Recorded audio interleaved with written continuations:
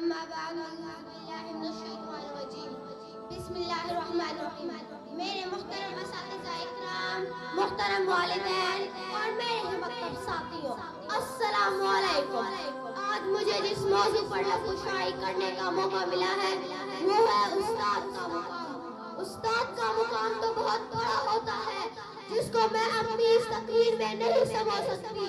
ہماری درسگاہ میں یہ جو استاد ہوتے ہیں، ہماری درسگاہ میں یہ جو استاد ہوتے ہیں، حقیقت میں تو یہی قوم کی بنیاد ہوتے ہیں. حقیقت میں تو یہی قوم کی بنیاد ہوتی ہے. سنہری داد جہاں کسی کی کامیابی کی، سنہری داد جہاں کسی کی کامیابی کی، ہر ایک روداد میں یہی مرکز روداد ہوتے ہیں. ہر ایک روداد میں یہی مرکز روداد ہوتے ہیں. یہی رکھتے ہیں شہر علم کی ہر راہ کو روشن. یہی رکھتے ہیں شہر علم کی ہر راہ کو روشن. ہمیں منزل تک پہنچا کر یہ کتنا شاد ہوتے ہیں. ہمیں منزل تک پہنچا کر یہ کتنا شاد ہوتے ہیں.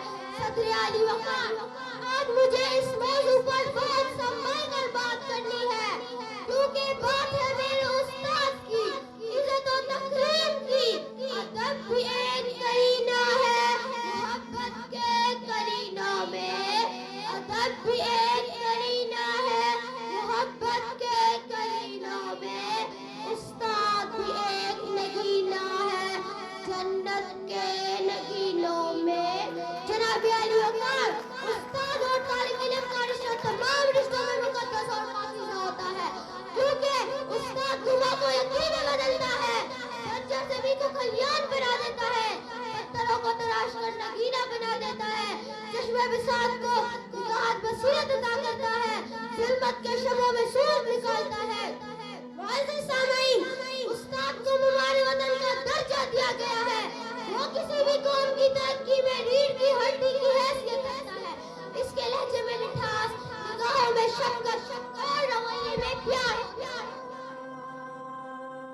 جناب علی وقار، استاد وہ ہستی ہے جو ہاتھوں میں جگنو لیے شمس و قمر سے مخاطب ہوتا ہے.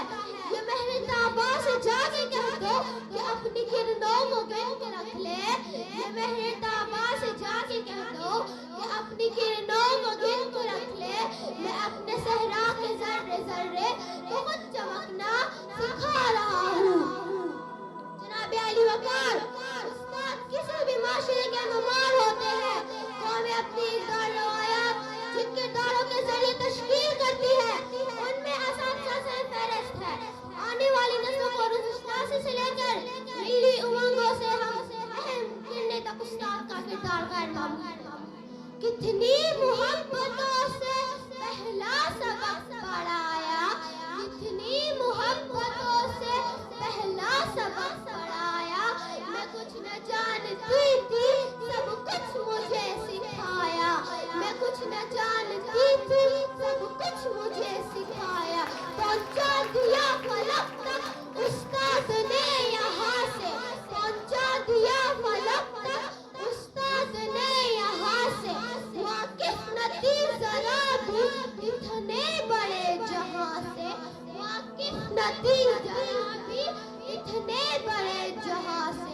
جناب صدر، استاد کا رتبہ واجب الاحترام ہوتا ہے. استاد ایک موم بتی کی مانند ہے جو خود مشقت کر کے دوسروں کے لیے مشعلہ بنتا ہے. کسی بھی ملک کا انسان وہاں کے قابل اور محنتی افراد، ڈاکٹر، انجینئر اور دوسروں شعبوں کے افراد پر ہوتا ہے تو اس کا صحرا بھی استاد کے ساتھ جاتا ہے. امام غزالی فرماتے ہیں کہ میرے حقیقی والدین نے مجھے آسمان سے زمین تک پہنچایا لیکن میرے روحانی والدین نے مجھے زمین سے اٹھا کر آسمان کی بلندیوں تک پہنچایا. جناب صدر، میں اپنے استاد کا تہہ دل سے شکریہ ادا کرنا چاہتا ہوں جنہوں نے میری شخصیت کو نکھارا اور پراعتماد بنایا. میں آپ سب کے سامنے اپنے خیالات کا اظہار کر رہی ہوں. خزاں کے موسم میں بھی بہار دیتے ہیں، خزاں کے موسم میں بھی بہار دیتے ہیں. استاد تربیت سے طلباء کو نکھار دیتے ہیں. استاد تربیت سے طلباء کو نکھار دیتے ہیں. جناب صدر، میں آخر میں صرف اتنا